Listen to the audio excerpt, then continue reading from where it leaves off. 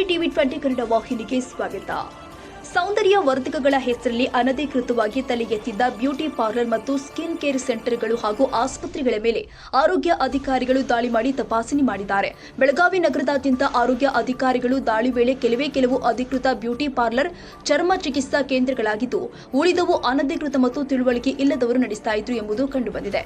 ನಗರದ 4 ಅಂತಹ ಆಸ್ಪತ್ರೆ, ಕ್ಲಿನಿಕ್ ಮತ್ತು ಬ್ಯೂಟಿ ಸೆಂಟರ್ಗಳನ್ನು ಸೀಸ್ ಮಾಡಿ ಬಂದ್ ಮಾಡಲಾಗಿದ್ದು, 7 ಪಾರ್ಲರ್ ಆಸ್ಪತ್ರೆಗಳಿಗೆ ನೋಟಿಸ್ ಕೊಡಲಾಗಿದೆ. ಅಧಿಕಾರಿಗಳ ದಾಳಿ ವೇಳೆ ಆರ್ಪಿಡಿ, ಟಿಳಕವಾಡಿ ಕ್ಯಾಂಪ್, ಶಾಹುನಗರ, ರವಿವಾರಪೇಟ, ಆನಗೋಳ, ವಡಂಗಾಂವ್, ಸದಾಶಿವನಗರ ಮುಂತಾದ ಪ್ರದೇಶಗಳಲ್ಲಿ ಬ್ಯೂಟಿ ಪಾರ್ಲರ್ಗಳು ಅಧಿಕಾರಿಗಳ ದಾಳಿ ಭಯದಿಂದ ಬಂದ್ ಮಾಡಿಕೊಂಡು ಪರಾರಿಯಾಗಿರುವುದು ಗಮನಕ್ಕೆ ಸೆಳೆದಿದೆ.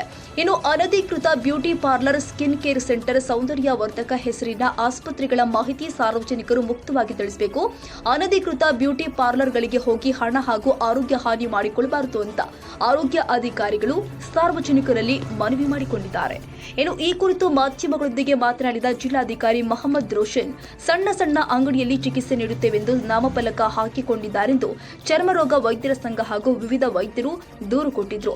ದೂರಿನ ಅನ್ವಯ ನಾವು ವರದಿ ಪಡೆದುಕೊಂಡು ಡಿಸಿ ಅವರಿಂದ ದಾಳಿ ಮತ್ತು ಸೀಸ್ ಆದೇಶವನ್ನ ಕೊಟ್ಟು 30 ತಂಡಗಳನ್ನು ರಚನೆ ಮಾಡಿ ದಾಳಿ ಮಾಡಿ ತಪಾಸಣೆ ಮಾಡಲಾಗಿದೆ. ಕಾನೂನು ಬಾಹಿರವಾಗಿ ಯಾರು ಕೆಲಸ ಮಾಡಿದ್ದಾರೆ ಅವರಿಗೆ ಶಿಕ್ಷೆ ನೀಡಲಾಗುತ್ತೆ. ಜನರ ಜೀವದ ಜೊತೆ ಆಟವಾಡಲು ನಾವು ಬಿಡೋದಿಲ್ಲ ಎಂದಿದ್ದಾರೆ.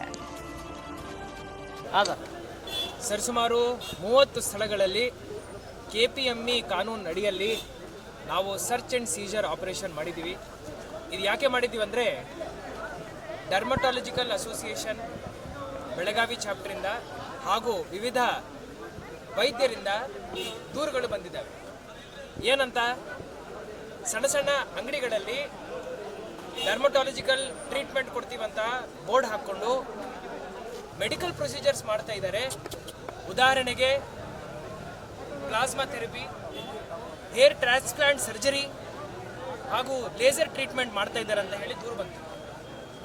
ಇದನ್ನು ನಾವು ಪ್ರಿಲಿಮಿನರಿ ಒಂದು ರಿಪೋರ್ಟ್ ತರಿಸ್ಕೊಂಡು ಎಲ್ಲ ಸ್ಥಳಗಳಲ್ಲಿ ಹೋಗಿ ಪರಿಶೀಲನೆ ಮಾಡಿ ಸರ್ಚ್ ಆ್ಯಂಡ್ ಸೀಸರ್ ಆರ್ಡರ್ವನ್ನು DC ಅವ್ರ ಮುಖಾಂತರ ಇಶ್ಯೂ ಮಾಡಿಸಿ ನಾವು ಈ ಸರಿಸುಮಾರು 30 ತಂಡಗಳಿಂದ ಈ ಸರ್ಚ್ ಆ್ಯಂಡ್ ಸೀಜರ್ ಆಪರೇಷನ್ ಮಾಡಿದ್ದೀವಿ. ಇಲ್ಲಿ ಏನೇನು ಎವಿಡೆನ್ಸ್ ಸಿಗ್ತವೆ ಅದನ್ನು ನಾವು KPME ಅಡಿಯಲ್ಲಿ ಏನು ಕೋರ್ಟ್ ಇರುತ್ತೆ ನನ್ನ ಅಧ್ಯಕ್ಷತೆಯಲ್ಲಿ, ಅದರಲ್ಲಿ ನಾವು ತೀರ್ಮಾನ ತಗೊಳ್ತೀವಿ. ಯಾರ್ಯಾರು ಕಾನೂನು ಬಹಿರವಾಗಿ ಹಾಗೂ ಬಹಿರಂಗವಾಗಿ ಈ ಎಲ್ಲ ಕೆಲಸಗಳನ್ನು ಮಾಡಿದ್ದಾರೆ ಅವರಿಗೆ ಶಿಕ್ಷೆ ಕೊಡಬೇಕಂತ ಹೇಳಿ ನಾವು ನಿರ್ಧಾರ ಮಾಡಿದ್ದೀವಿ. ಅಮಾಯಕ ಜನರು ಅವರ ಪ್ರಾಣವನ್ನು ಈ ಥರ ನಾವು ಡೇಂಜರಲ್ಲಿ ಇಡಲಿಕ್ಕೆ ಆಗಲ್ಲ. ಸೊ ಅದರಿಂದ ಈ ಕ್ರಮವನ್ನು ವಹಿಸಿದೆ.